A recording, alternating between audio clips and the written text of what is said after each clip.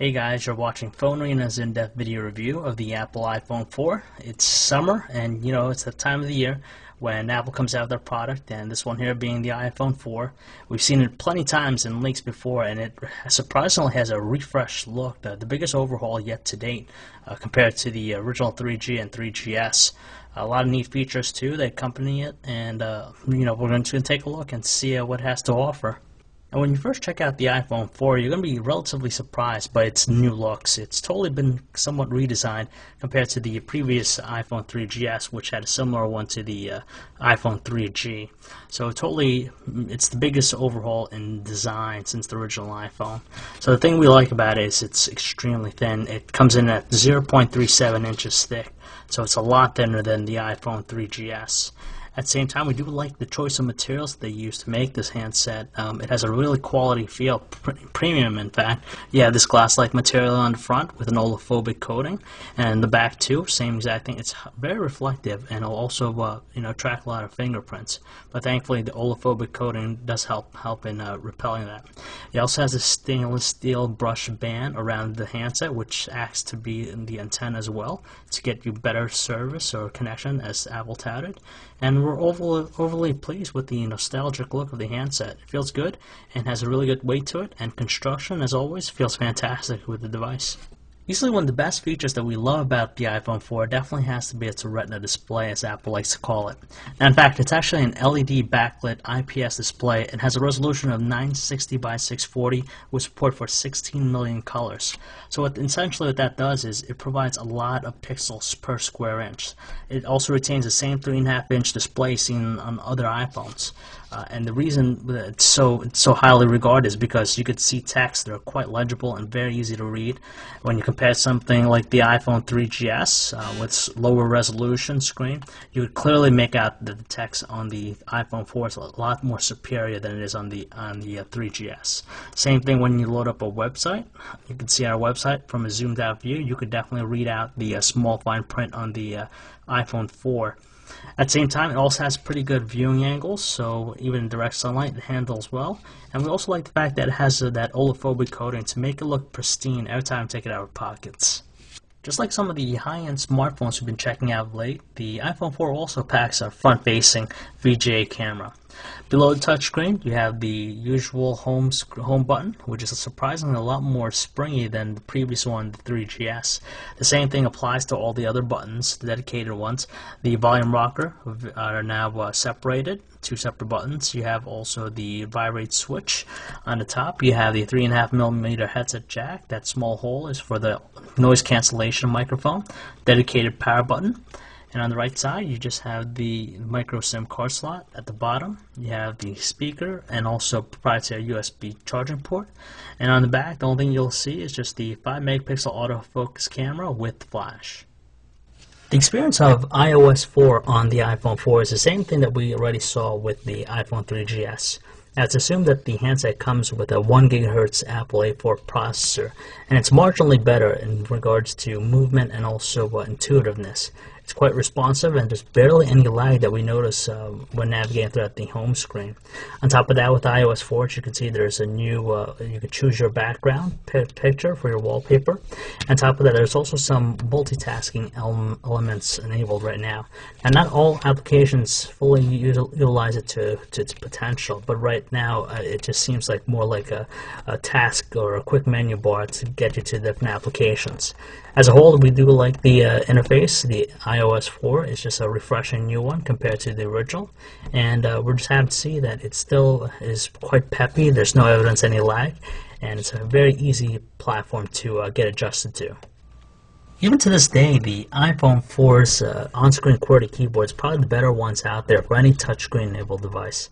Now, with iOS 4, it does offer underline misspelled words for you, but we do find that the experience of typing on the QWERTY to be quite responsive and accurate. We like the fact that the predictive text option definitely helps as well. To tell you the truth, there's nothing really too different with the web browsing experience on the iPhone 4. It's the same exact thing we saw on the iPhone 3GS and even the original iPhone. Pages load up really quick. It's also multi-touch enabled, so you could pinch in to zoom. You could double tap even to do that. We like the scrolling. It's very smooth. There's no evidence of any lag or choppiness. And to tell you the truth, it's just a very satisfying experience. Just like the web browsing experience, the music player interface on the iPhone 4 is no different from what we saw already in the past. The great thing we love about it is, of course, cover flow. You tilt it to the left, you're presented with all your albums. You can flick through all of them. It has a really nice presentation to it.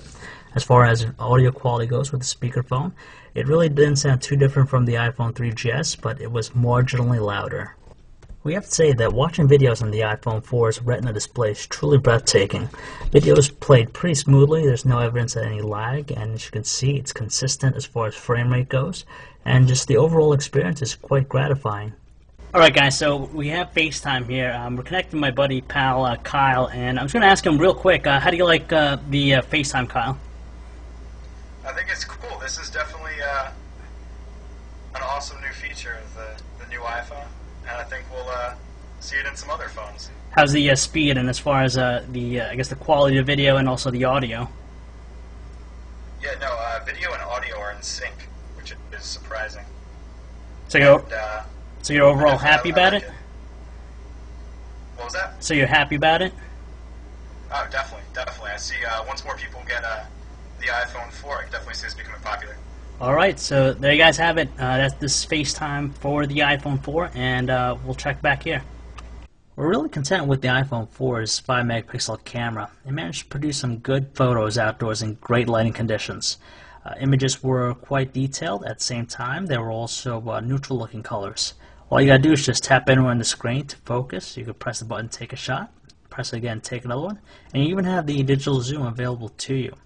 On top of that, the phone does well in low lit conditions thanks to the lens and also LED flash, but when we use the flash, it tended to look a little bit more overexposed than anything else.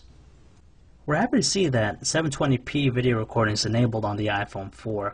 Videos were quite detailed, to say the least. At the same time, there wasn't too much lag or stutter thanks to the 30 frames per second it was shooting in, but outdoor conditions we tend to notice a little bit of jerky movement, and also the white balance was off every now and then.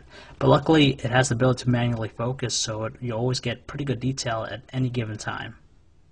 Calling quality in the iPhone 4 was marginally better than what we experienced on the iPhone 3GS, but we still tend to hear a little bit more of that static sound in the background on our end. Thanks to the noise cancellation microphone, our callers did say that our voices were a little bit more prominent at the beginning of our sentences. When using the speakerphone, however, though, it tends to be a little bit distorted, especially on the highest volume setting. So stepping down a little bit to the middle setting should help it out. As far as battery life, though, we were really impressed because we had the iPhone 3GS on us, and the iPhone 4 did a better job of holding a charge. It didn't use up too much battery life at the same time, so we're really happy about its one-day use that we got out of it. It's another year, another iPhone, and surely there's always going to be competition for Apple, but this time around, the iPhone 4 does well in being a well-balanced phone that'll cater to a lot of people, not only to business professionals, but even to kids and gamers out there. Now, there's a lot of hardware under the hood that make it stand out, specifically the Retina display, which has a very high-quality display, makes reading text very easy, and also watching video such a joy. 720p video recording at 30 frames per second is also a little bit better quality than we saw on the HTC Evo 4G. At the same time, we definitely like the nostalgic new look and premium feel and quality construction that we'd expect out of Apple. Unfortunately, there are some shortcomings. For example, the FaceTime's ability to only work under Wi-Fi, and also the issues that we saw with the reception on the iPhone 4 with the steel band around here, the stainless steel band. Aside from that, it's a very well-balanced device. It has a healthy ecosystem of apps and developers behind it to make the platform always evolving. It's a really intuitive, very easy to use, and as we said, it just appeals to a wide range of people out there. So if you'd like to learn more about this handset, or for all the latest cell phone reviews, news specs, and information, you can check us out at phonearena.com.